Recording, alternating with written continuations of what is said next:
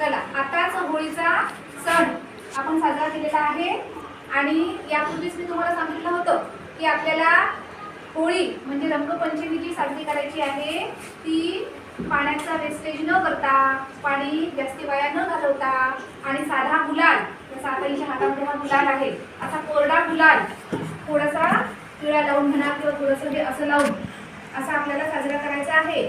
रंगपंचमी हा रंगांचा सण आहे. त्यामध्ये आपल्याला प्रेमाचा रंग पण साजरा करायचा आहे. एकमेकांशी प्रेमाने राहायचं, खरं खरं बोलायचं, छान वागायचं, कुणाला त्रास द्यायचा नाही, कुणाचं मन दुखवायचं नाही. हे सगळे रंग आपल्या रंगपंचमीमध्ये असायला पाहिजे. तर आज तुम्ही हा जो रंग आणलेला आहे कोरडा गुलाल, असाच गुलाल थोडासा मोठ्या माणसांना आपण घरी आई बाबांना वगैरे लावतो आणि त्यांचा आशीर्वाद घेतो. तर अगदी थोडासा एवढा असा लावायचा आहे. ठीक आहे. तसं शाळेमध्ये रंगबिंग खेळायचा नसतो, पण मला फक्त तुम्हाला आशीर्वाद द्यायचा आहे मोठा होण्याचा, म्हणून मी तुम्हाला परमिशन देते की थोडासा लावा आणि पटकन आशीर्वाद घ्या. Happy Holy. खूप मोठे व्हा, खूप शिका, थोडासा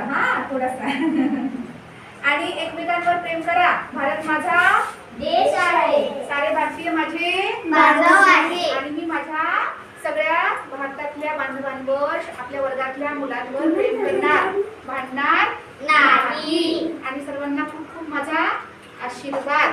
आणि असं मोठेपणी पण लक्षात ठेवायचं, तुम्ही जेव्हा मोठे व्हाल तेव्हा एकमेकांशी तू मोठा मी लहान अशा पद्धतीने भांडायचं नाही. सर्वांशी मिळून मिसळून राहायचं आणि सुंदर अशी रंगपंचमी साजरी करायची. Happy Holy. Happy Holy.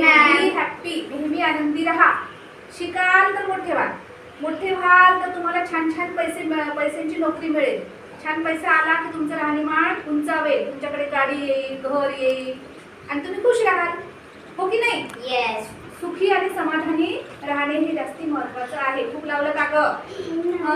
Mamma शिकवली का? चल, थँक्यू.